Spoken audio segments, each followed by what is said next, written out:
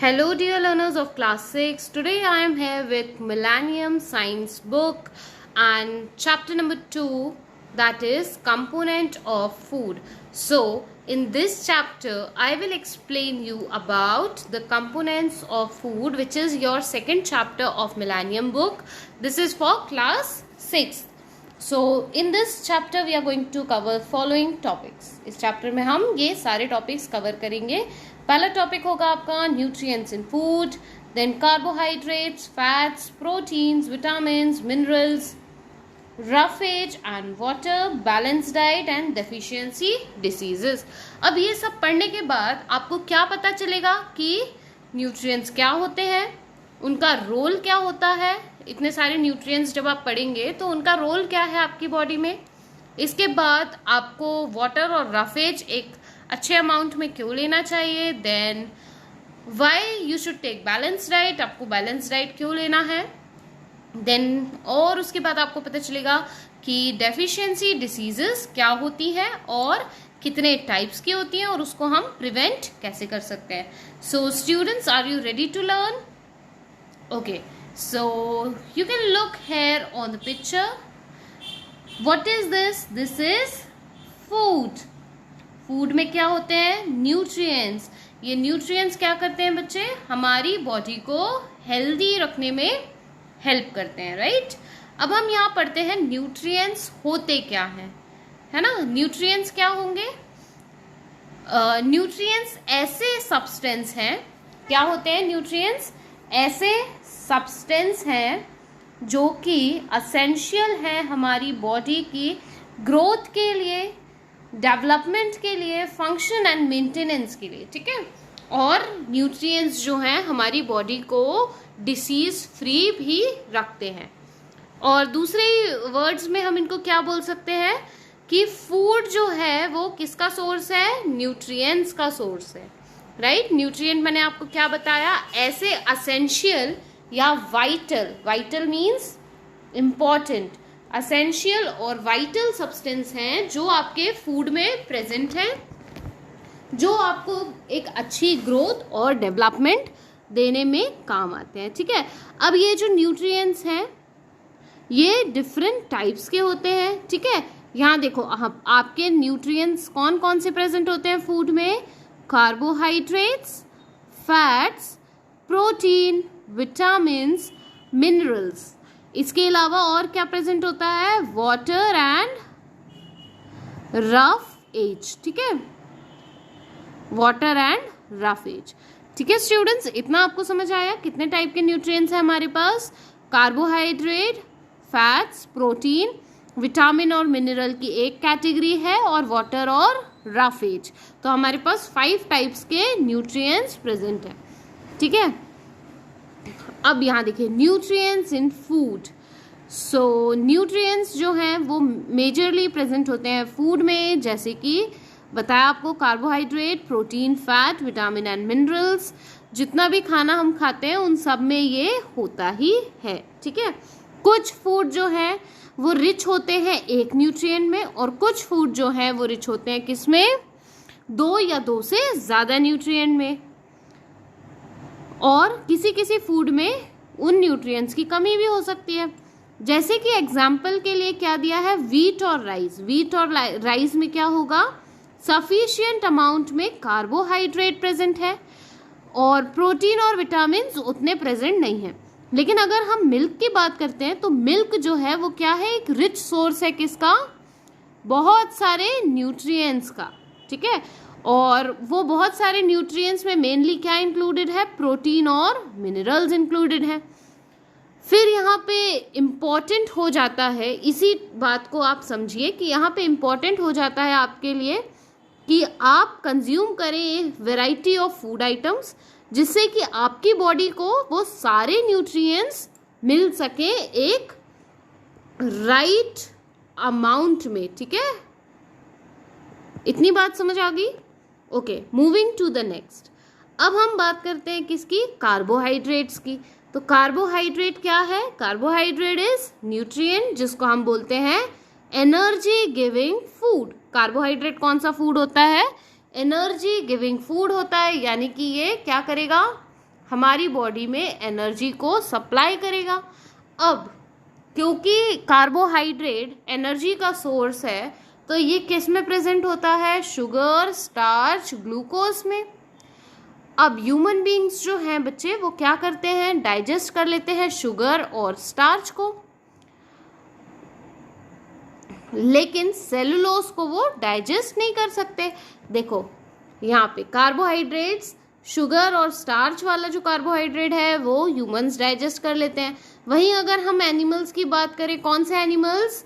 Herbivore animals, जो कि grass eating animals हैं, है ना, जो ग्रास ईटिंग एनिमल्स हैं स्टूडेंट्स, वो सेलुलोज को डाइजेस्ट कर लेते हैं। क्यों? क्योंकि उनके पास होता है 4 चैम्बर का स्टमक, और इसलिए हम इन एनिमल्स को क्या बोलते हैं? Ruminant animal. कौन से एनिमल बोलते हैं इनको? र्यूमिनेंट एनिमल्स बोलते हैं। ठीक है, अब ध्यान से सुना, सेलुलोज जो है वो cellulose consumed in food is eliminated from the body, और अगर हम इसको खाते हैं तो क्या होता है कि जो सेलुलोज वाला फूड है वो हमारी बॉडी से वैसे के वैसे ही बाहर निकल जाता है, वो डाइजेस्ट नहीं होता। मतलब कि सेलुलोज वाला खाना अगर हम खाते हैं तो उससे हमको कोई एनर्जी नहीं मिलती। लेकिन कुछ एनिमल्स जैसे कि काऊ, हॉर्स, गोट, इनके पास स्पेशल स्टमक का पार्ट होता है जिसको हम बोलते हैं र्यूमेन चैम्बर। ये 4 चैम्बर के स्टमक होता है ना, तो उसमें एक चैम्बर का नाम है र्यूमेन स्टमक, जो हेल्प करता है डाइजेशन ऑफ सेलुलोज में। ठीक है, अब हम बात करते हैं सोर्सेज ऑफ कार्बोहाइड्रेट। किसकी बात कर रहे हैं स्टूडेंट्स? यहाँ सोर्सेज ऑफ कार्बोहाइड्रेट। अब कार्बोहाइड्रेट, एक बात आपको बताते हैं कि जो कार्बोहाइड्रेट है ना, ये 2 शब्द से मिलके बना हुआ है। यहाँ कहाँ समझाएं आपको? यहाँ पे, ठीक है, कार्बो और हाइड्रेट किससे मिलके बना है? कार्बो और हाइड्रेट। तो कार्बोहाइड्रेट जो है, यहाँ पे समझना कि कार्बोहाइड्रेट मिलके बना है कार्बन, हाइड्रोजन एंड ऑक्सीजन से। ठीक है, तो यहाँ पे 3 चीजों से मिलके कार्बोहाइड्रेट बना है। अब यहाँ अगर मैं बात करती हूँ ग्लूकोज की, ग्लूकोज क्या है? कार्बोहाइड्रेट है ना, ग्लूकोज इज कार्बोहाइड्रेट। अब ग्लूकोज जो है उसका फॉर्मूला क्या है? C6H12O6, यानी कि कार्बन के 6 एटम्स, हाइड्रोजन के 12 एटम्स और ऑक्सीजन के 6 एटम से क्या बना? ग्लूकोज। और ग्लूकोज क्या है? कार्बोहाइड्रेट। यानी कि यहाँ कार्बन, हाइड्रोजन और ऑक्सीजन से मिलकर बनने वाले कंपाउंड को हम क्या बोलेंगे? कार्बोहाइड्रेट्स। ठीक है, ये आपका एक्स्ट्रा नॉलेज था, ये आपसे 6th क्लास में नहीं पूछा जाएगा। अभी जो आपका एग्जाम होने हैं उसमें कहीं नहीं पूछा जाएगा। ये आप इसको एक्स्ट्रा नॉलेज के लिए रख लीजिए। अगर आप ओलंपियाड वगैरह की तैयारी कर रहे हैं तो ये आपके लिए बहुत यूजफुल होने वाला है। ठीक है, अब हम बात कर रहे थे सोर्सेज ऑफ कार्बोहाइड्रेट की। तो सोर्सेज क्या होंगे? शुगर, हनी, जैगरी, बनाना, पोटैटो, सीरियल्स कौन से? राइस, व्हीट, मेज। ये सब क्या है? ये सारे सोर्सेज हैं कार्बोहाइड्रेट के, और एक अच्छा सोर्स है ये एनर्जी प्रोवाइडिंग कार्बोहाइड्रेट का। और जो आपने बहुत स्पोर्ट्समैन को नोटिस किया होगा कि वो बनाना खाते हैं ड्यूरिंग द मैच ब्रेक। क्यों खाते हैं वो? क्योंकि ये एनर्जी दे देता है। ठीक है, इंस्टेंट एनर्जी देने का काम करता है। अब यहाँ पर हम बात कर रहे हैं रिक्वायरमेंट ऑफ कार्बोहाइड्रेट। आप कार्बोहाइड्रेट खा रहे हैं तो आपको कार्बोहाइड्रेट की कितनी रिक्वायरमेंट है? तो आपको आपकी बॉडी में कितनी कैलोरीज की रिक्वायरमेंट होती है? 45 से 65 कैलोरीज की आपको रिक्वायर्ड है। आप अडल्ट की बात कर रहे हैं हम यहाँ, अडल्ट यानी कि 18 ईयर्स के अबव। ठीक है, 18 ईयर्स के अबव उनको इतना % कैलोरीज कार्बोहाइड्रेट से मिल जाता है। पीपल जो कि फिजिकल लेबर करते हैं उनको कार्बोहाइड्रेट की नीड ज़्यादा है। ठीक है। और जैसे कि example sports person, labour, pregnant women, nursing mother need more carbohydrate than average adult. ये भी एक क्वेश्चन आ सकता है कि किसको कार्बोहाइड्रेट की रिक्वायरमेंट ज्यादा है, तो ये आप लिख सकते हैं, ठीक है। अब अगर हम ज्यादा कार्बोहाइड्रेट लेंगे ना तो हम कैसे हो जाएंगे, ओबेस। ओबेस यानी कि मोटे हो जाएंगे, और इनएक्टिव, लेजी हो जाएंगे। जैसे कि ये पिक्चर में बैठा हुआ बच्चा इनएक्टिव और लेजी दिख रहा है ना, सिर्फ खाते ही जा रहा है। क्यों? क्योंकि इसको एक्सेस ऑफ कार्बोहाइड्रेट इसने इनटेक किया है, जो कि किसका कारण बन गया है, ओबेसिटी का कारण बन गया है। वहीं अगर हम बात करते हैं कि अगर हम कार्बोहाइड्रेट कम मात्रा में लेते हैं तो उससे हमको क्या होगा, डेफिशिएंसी हो जाएगी कार्बोहाइड्रेट की, यानी कि लैक ऑफ कार्बोहाइड्रेट। तो लैक ऑफ कार्बोहाइड्रेट से क्या होगा सॉरी, वीकनेस आ जाएगी, वेट लॉस होने लगेगा, ठीक है। आपका वजन कम हो जाएगा, फिर आपको वीकनेस आ जाएगी, हमेशा आप थके थके से लगेंगे। तो ये होता है डेफिशिएंसी ऑफ कार्बोहाइड्रेट से, ठीक है। अब हम आ जाते हैं फैट्स पे। फैट्स जो है ये बहुत इंपॉर्टेंट न्यूट्रिएंट है। It is the richest source of energy. कौन सी एनर्जी? स्टोर्ड एनर्जी, ठीक है। Richest source of stored energy. Stored energy क्यों बोला है मैंने? क्योंकि जो फैट्स है वो हमारी बॉडी में स्टोर हो जाता है, और जब हमारी बॉडी को कभी इन फ्यूचर नीड होती है एनर्जी की, तो ये जो फैट है ये एनर्जी में कन्वर्ट हो जाता है। ये जो फैट्स होता है ये कन्वर्ट हो जाता है किसमें? एनर्जी में। कब? जब हमारी बॉडी को कभी फ्यूचर में जरूरत होती है। यानी कि हम इस फैट्स को हम क्या बोलते हैं? Energy bank. क्या बोलते हैं फैट्स को? एनर्जी बैंक्स, ठीक है। इतना आपको समझ आ गया। अब इसके फंक्शन क्या है? पहला तो ये फैट जो स्टोर होता है बॉडी में वो आपकी बॉडी को कैसा रखता है? हमेशा गर्म रखता है, ठीक है। फिर कभी आप गिर जाएं तो आपको गिरने से ज़्यादा नहीं लगे, इसलिए ये शॉक एब्जॉर्बर का काम करता है और प्रोटेक्ट करता है आपको इंजरीज से, ठीक है। फिर उसके बाद ये रिक्वायर जो है absorption of certain vitamin in our body. ये विटामिन्स का एब्जॉर्प्शन करने में हेल्प करता है। अभी आप जब विटामिन्स पढ़ेंगे ना तो आपको दो टाइप के विटामिन्स पढ़ने को मिलेंगे। एक होगा फैट सॉल्यूबल विटामिन, दूसरा होगा फैट इनसॉल्यूबल विटामिन, ठीक है। तो ये दो टाइप के विटामिन्स आपको पढ़ने को मिलेंगे यहाँ पे। अब हम बात करते हैं सोर्सेज ऑफ फैट्स। हमने कार्बोहाइड्रेट के सोर्स की बात करी थी, अब हम बात करेंगे फैट्स के क्या क्या सोर्सेज हैं। तो फैट्स जो है वो ऑब्टेन होता है कहाँ से? प्लांट्स से और एनिमल से। प्लांट्स जैसे कि groundnut, sunflower, coconut, mustard, olive, ये सारे जो प्लांट्स हैं इससे आपको क्या ऑब्टेन होगा? फैट्स। किस फॉर्म में? ऑयल के फॉर्म में। अब जो बटर और घी है ये एग्जाम्पल है किसका? एनिमल फैट का। इसके अलावा जो मीट, फिश, एग, चीज़, ये दूसरे गुड सोर्स हैं किसके? एनिमल फैट के। वहीं nut are considerable amount of oil and fats. Nuts में भी बहुत सारा ऑयल और फैट होता है। अब फैट की हमको रिक्वायरमेंट कितनी होती है? तो 75 gram of fat per day एक एवरेज अडल्ट को रिक्वायर्ड है, ठीक है। Fat however fat requirement increase in special cases. Special cases में फैट्स की रिक्वायरमेंट बढ़ जाती है। जैसे कि एग्जाम्पल स्पोर्ट्स पर्सन है तो वो फैट्स की रिक्वायरमेंट उसको ज़्यादा रहेगी। नर्सिंग मदर है तो उसको भी ज़्यादा फैट लगेगा। अब जब हम एक्सेस में फैट खा लेते हैं तो उससे भी हमको क्या हो जाती है?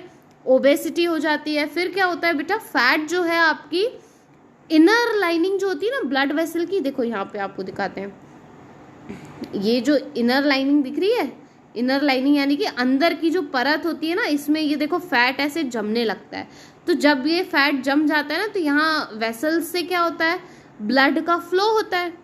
तो तो ये ब्लड का फ्लो यहाँ वेसल से ब्लॉक होने लगता है, तो इसकी वजह से हार्ट अटैक आ सकते हैं। ठीक है, देखो यहाँ पे हार्ट जो डिसीज़ होती है उसका रिस्क थोड़ा सा बढ़ जाता है। फिर इंक्रीज इन ब्लड प्रेशर भी देखा जाता है। अब अगर डेफिशिएंसी हो जाएगी फैट की बॉडी में तो उससे क्या होगा, टायर्डनेस आएगी, वीकनेस आएगी, वेट लॉस होने लगेगा। ठीक है, उसी के साथ जो स्किन है वो कैसी होने लगेगी, रफ और ड्राई होने लगेगी आपकी स्किन। इसलिए फैट्स का राइट अमाउंट में कंजम्पशन करना बहुत ज़रूरी है। ठीक है, और दूसरी बात, आप इस चीज़ के लिए लोगों को भी अवेयर कर सकते हैं। नेक्स्ट हम बात करते हैं प्रोटीन की। अब जब हम प्रोटीन की बात करें तो आपकी आंखें यहाँ तो आई होंगी इन पिक्चर्स पे, है ना। तो ये क्या है, ये सारी जो चीज़ें हैं इसमें ग्रोथ करवाने वाला कौन सा न्यूट्रिएंट है, प्रोटीन। यानी कि protein is known as the body building food. Protein को और भी क्या बोलते हैं, बिल्डिंग ब्लॉक। क्या बोलते हैं, building block of our body. क्यों बोलते हैं, देखो जैसे घर बनाने के लिए ब्रिक्स की जरूरत होती है ना, ऐसे हमारी बॉडी को भी बनाने के लिए किसकी जरूरत होगी, प्रोटीन की। इसलिए प्रोटीन को बोला जाता है बिल्डिंग ब्लॉक्स या फिर बॉडी बिल्डिंग फूड। इसका मेन फंक्शन क्या है, growth of the body, development of the body. Second इसका मेन फंक्शन है रिपेयर करता है और रिप्लेस करता है जो आपकी बॉडी की वोर्न आउट या टूटी फूटी सेल्स हैं या खराब हो चुकी सेल्स हैं ना, या टिश्यूज हैं, उनको रिपेयर करने का काम करता है। प्रोटीन के सोर्सेज क्या क्या हैं, फैट्स के जैसे प्रोटीन जो है ऑब्टेन होता है कहाँ से, प्लांट से और एनिमल। दो सोर्सेज हैं, प्लांट्स और एनिमल्स। अब यहाँ देखो प्लांट्स से कैसे, pulse, soybean, peanuts, almonds, walnuts, ये प्लांट सोर्स हैं प्रोटीन के। एनिमल सोर्स की अगर हम बात कर रहे हैं तो वो है मीट, फिश, एग, मिल्क, ये एनिमल सोर्स है प्रोटीन का। इसके बाद बॉडी में प्रोटीन की कितनी रिक्वायरमेंट होती है, तो बॉडी में प्रोटीन की जो रिक्वायरमेंट है वो पर डे अडल्ट में है 50 to 60 gram. Growing children require more protein. जो ग्रोइंग एज के चिल्ड्रंस हैं, जैसे कि आपकी एज अभी कितनी होगी, 11 to 14 ईयर्स की एज होगी ना, इसी के अराउंड होगी। तो ये जो एज के बच्चे हैं इनको प्रोटीन की रिक्वायरमेंट ज़्यादा होती है। अब deficiency of protein, deficiency of protein क्या कॉज करती है, स्टंटेड ग्रोथ, यानी कि ग्रोथ में रुकावट, मेंटल रिटार्डेशन। ठीक है, जो आपकी मेंटल हेल्थ है उसमें भी थोड़ा सा कम ग्रोथ रहती है ना।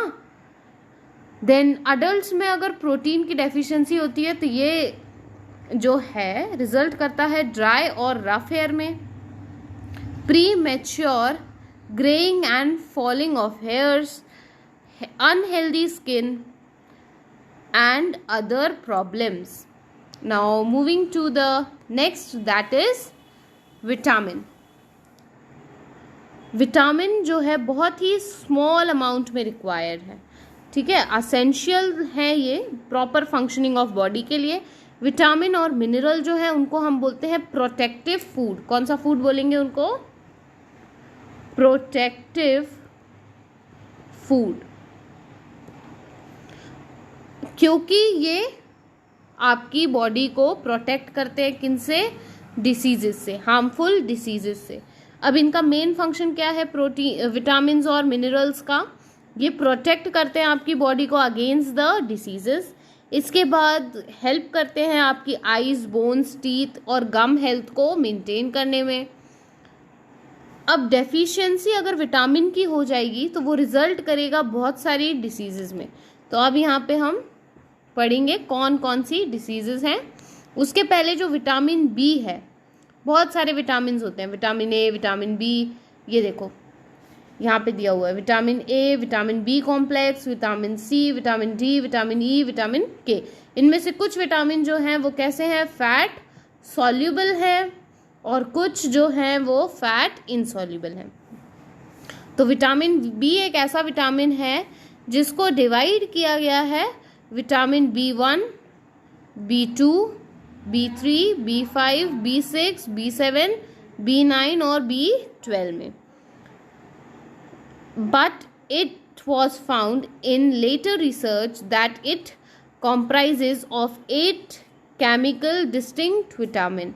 Therefore, it is referred as vitamin B complex.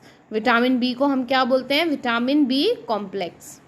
हालांकि विटामिन बी एक सिंगल विटामिन है, लेकिन उसको कितने 8 केमिकल डिस्टिंक्ट्स में डिवाइड किया गया है. अब हम आगे पढ़ते हैं. ये एक चार्ट दिया हुआ है. विटामिन ए का क्या सोर्स है और उसके क्या फंक्शंस है. तो विटामिन ए का फंक्शन है कि ये आपकी स्किन और आईज को हेल्दी रखता है, नेसेसरी है नॉर्मल ग्रोथ के लिए. इसके जो सोर्सेज हैं वो है green leafy vegetables, carrot, milk, papaya, butter, egg, cod liver oil. अगर अब विटामिन ए की डेफिशिएंसी होती है तो आपको होती है night blindness. Vitamin B complex, इसके डिफरेंट सोर्सेज होते हैं डिफरेंट कंपोनेंट्स के. ये जो है आपको ग्रोथ और डेवलपमेंट में काम करता है. अगर विटामिन बी की कमी हो जाती है तो डिसीज़ होती है बेरी, ये डिसीज़ होती है. ठीक है. विटामिन सी जो है सिट्रस फ्रूट, ग्रीन वेजिटेबल्स, आंवला, टमाटो, वाटर, स्क्वीज नट जिसको सिंघाड़ा बोलते हैं. देन इसका जो मेन फंक्शन है वो है strengthen the body, helps fight disease. Vitamin C की अगर कमी होगी तो आपको कौन सी डिसीज होगी? Scurvy. Next is vitamin D. Vitamin D जो है इसका मेन सोर्स है sunlight, milk, fish, egg, butter, cod liver oil, green vegetables. Vitamin D जो है अगर वो हमें सही मात्रा में नहीं मिलेगा तो उससे क्या होगा? रिकेट्स. ये हेल्प करता है बॉडी में कैल्शियम को एब्जॉर्ब करने के लिए, formation of bones and teeth. Vitamin E जो है वो egg yolk, milk, nut, seed, butter इसमें आपको मिल जाएगा. देन इसका मेन काम है protect red blood cell, help in preventing destruction of vitamin A और विटामिन सी. विटामिन के जो है इसका मेन काम है क्या? मेन काम है क्लॉटिंग ऑफ ब्लड को ठीक तरीके से मेंटेन करना. देन ये जो आपका सोर्स है इसका ग्रीन वेजिटेबल्स हैं लाइक कॉलीफ्लावर, स्पिनच, कैबेज और सोयाबीन ऑयल. अब यहाँ आपने नोटिस किया होगा कि विटामिन डी पे ऐसे स्टार बना हुआ है. क्यों बना हुआ है? क्योंकि ये जो विटामिन है ये प्रोड्यूस होता है हमारी स्किन में. कब प्रोड्यूस होता है? जब हमारी स्किन को सनलाइट मिलती है तब. नेक्स्ट हम बात कर रहे हैं यहाँ पे मिनरल्स की. तो मिनरल्स भी विटामिन के जैसे ही होते हैं, स्मॉल क्वांटिटी में हमें रिक्वायर्ड हैं. ठीक है. और इनको भी हम क्या बोलते हैं? प्रोटेक्टिव फूड ही बोलते हैं. ठीक है. विटामिन और मिनरल्स को हम कलेक्टिवली क्या बोलेंगे? प्रोटेक्टिव फूड बोलेंगे. इनका जो फंक्शन है वो है नॉर्मल ग्रोथ और functioning of the body. Vital बार बार अगर वर्ड यूज हो रहा है तो वो किसके लिए यूज कर रहे हैं हम? इम्पॉर्टेंट. ठीक है. वाइटल का मतलब होता है इम्पॉर्टेंट. तो इम्पॉर्टेंट है किसके लिए? नॉर्मल ग्रोथ और फंक्शनिंग ऑफ द बॉडी के लिए. यहाँ पे अगर डेफिशिएंसी होती है मिनरल्स की तो हमें बहुत सारी डेफिशिएंसी डिसीजेस देखने को मिलती है. जब हम विटामिन की बात कर रहे थे तो विटामिन ए, बी, सी ऐसे हमने बता दिया था. अगर हम मिनरल्स की बात कर रहे हैं तो मिनरल्स कौन कौन से होंगे? Iron, calcium, phosphorus, potassium, iodine, sodium, ये सारे आपके मिनरल्स हैं. ठीक है. अब यहाँ पे हम इनके सोर्सेज और फंक्शन की बात करेंगे. सोर्सेज आप पढ़ ही सकते हो, मैं फंक्शंस बता देती हूँ. आयरन का जो फंक्शन है वो है फॉर्मेशन ऑफ हीमोग्लोबिन. कैल्शियम का जो फंक्शन है ये स्ट्रेंथन करता है बोन और टीथ को, यानी कि स्ट्रेंथ प्रोवाइड करता है आपकी बोन्स और टीथ को. फॉस्फोरस का मेन फंक्शन है कि ये बिल्ड करता है स्ट्रॉन्ग बोन, टीथ को, और आपको एनर्जी रिच कंपाउंड जो है makes energy rich compound in the cell of our body. Then next is potassium. Potassium blood pressure maintain करता है, important है मसल फंक्शनिंग के लिए. आयोडीन आयोडीन जो है थायराइड ग्लैंड की फंक्शनिंग को कंट्रोल करता है और कंट्रोल करता है थायराइड ग्लैंड के मेटाबॉलिज्म को। सोडियम जो है हेल्प करता है मेटाबॉलिक एक्टिविटीज़ में और रिक्वायर्ड है proper functioning of nervous system. Nervous system is connected to brain, है ना। Okay, next is water and roughage. So I think so this video is a much lengthy. I'll divide this chapter in 2 parts, right? तो यहाँ पे हमने part 1 का and कर दिया है। पार्ट 1 में एक चीज़ मैं भूल रही हूँ बताना, तो वो है हीमोग्लोबिन। हीमोग्लोबिन क्या है? हीमोग्लोबिन एक ऐसा सब्सटेंस है जो कि रेड कलर का होता है और कैरी करता है ऑक्सीजन को different part of the body में। यानी कि जो आपका ब्लड है वो रेड कलर का किसके वजह से दिखेगा? हीमोग्लोबिन की वजह से, ठीक है। तो ये रहा आपका पार्ट 1 का वीडियो इस चैप्टर का। चैप्टर का नाम क्या था स्टूडेंट्स? इस चैप्टर का नाम था कंपोनेंट ऑफ फूड और ये है इसका पार्ट 1 का video. Kindly do watch part 2 for the remaining explanation. Thank you. Stay connected to Science Wise. If you have any doubt, kindly ask your doubt in comment section.